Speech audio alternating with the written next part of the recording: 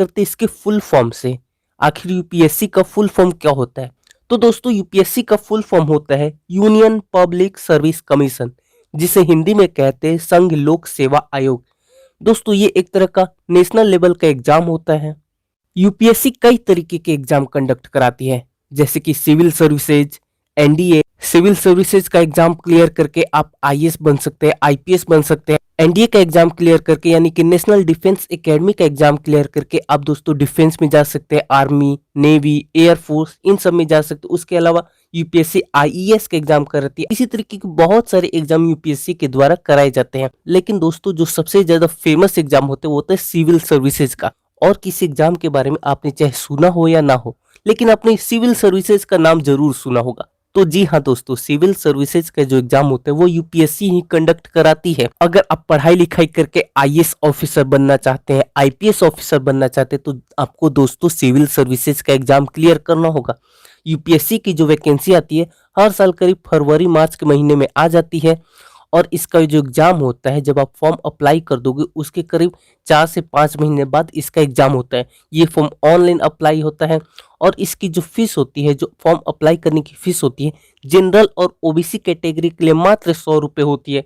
उसके अलावा all category, females या फिर एससी एसटी कैटेगरी के लिए ये निःशुल्क होता है, यानी कि आपको एक भी रुपये नहीं लगते फॉर्म अप्लाई करने के लिए। अब बात करते हैं बहुत ही महत्वपूर्ण टॉपिक के बारे में कि एज लिमिट क्या होती है। बहुत सारे स्टूडेंट का ये डाउट होता है कि यूपीएससी का एग्जाम देना है तो एज लिमिट क्या होती है।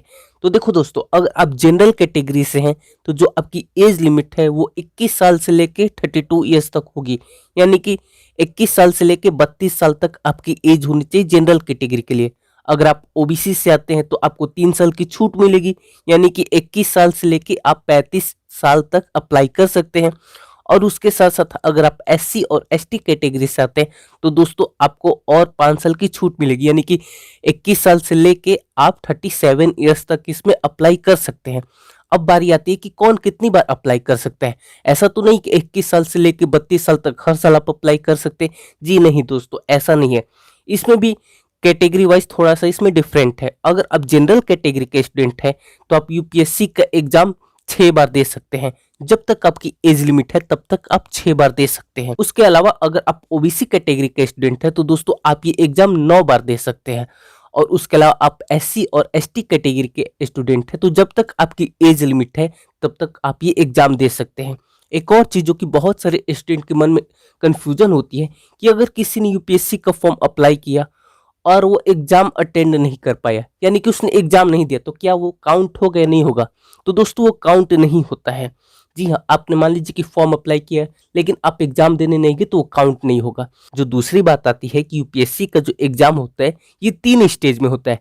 पहली होती है प्रारंभिक परीक्षा यानी कि प्रीलिम्स। उसके बाद प्रीलिम्स क्लियर करने के बाद आप मेंस में जाते हैं। अगर आप मेंस भी क्लियर कर लेते हैं तो आप जाते हैं इंटरव्यू में।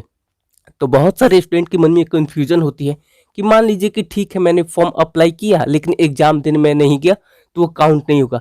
लेकिन तब क्या होगा अगर मैंने फॉर्म अप्लाई किया और मैं प्रीलिम्स दिया यानी कि प्रारंभिक परीक्षा दिया लेकिन मेंस नहीं दिया, तो क्या वो काउंट हो गया फिर नहीं काउंट होगा? तो जी हाँ दोस्तों, वो काउंट होगा। अगर आपने प्रीलिम्स दिया तब आपका वो काउंट होगा। मान लीजिए कि आपको 6 बार एग्जाम देना है, 9 बार एग्जाम देना है, तो आपका वो एक काउंट होगा। लेकिन अगर आपने फॉर्म अप्लाई किया और आप एग्जाम देने ही नहीं गए तब आपका वो काउंट नहीं होगा। ये चीज बहुत सारे लोगों को कंफ्यूजन होती है, लेकिन अब आपको क्लियर हो गया होगा कि क्या काउंट होगा और क्या काउंट नहीं होगा।